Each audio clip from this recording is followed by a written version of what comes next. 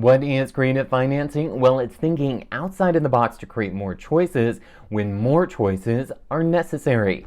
I'm Chris Spade at Keller Williams Realty. Today we're going to talk about some options for creative financing.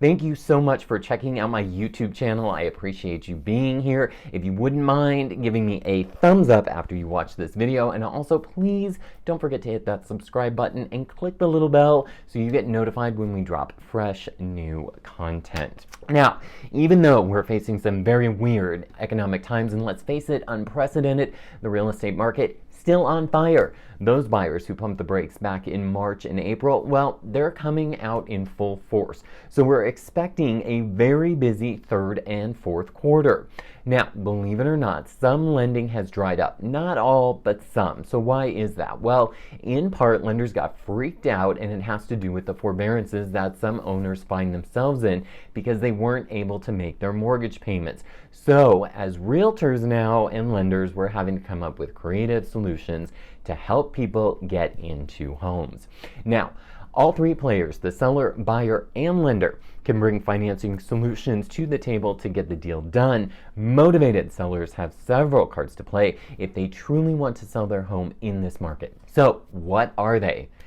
The first one is called a contract for deed. It works just like an owner financing, with one extremely important exception. The ownership doesn't change hands until the entire sale is paid in full. This is more like an automobile loan where the car actually belongs to the owner only after all the payments have been made. A seller second, this is shorthand for a secondary or subordinate loan made by the seller.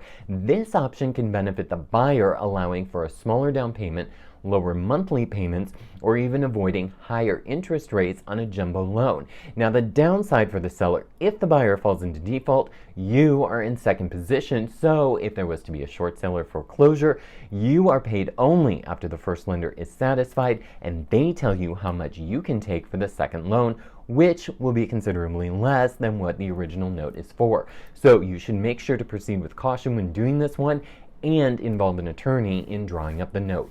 Now, the next one is a lease option. In this option, a buyer would rent the home for a certain period of time, after which the buyer would have the exclusive option to purchase the home of an agreed upon price. The price is determined at the time the buyer and seller begin the process. If the buyer chooses not to exercise the option, then the seller can put the home back on the market. Now, the good news, if the seller has to put the home back on the market, chances are the price is going to be higher just because we're in an increasing market. And the next one is a seller carried mortgage or trust deed. If a seller owns a property outright and wishes to carry the financing for the borrower, an easy to use instrument is a mortgage or trust deed. Each state has its own law, so you need to check out the state's requirements. Here in California, for example, grant deeds are used to convey title to the property, which means you hold title. Trust deeds are used to secure promissory notes for the seller.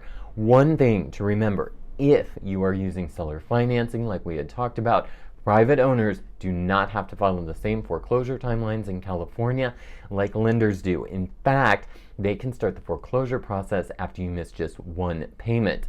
Remember, creative financing is a combination of knowledge and skill, and to find success, you must understand each party's motives, learn the choices available for each, then you must creatively suggest solutions. For questions about creative financing and whether you think it's right for you, give me a call, 619-818-2992. I'd love the opportunity to chat with you.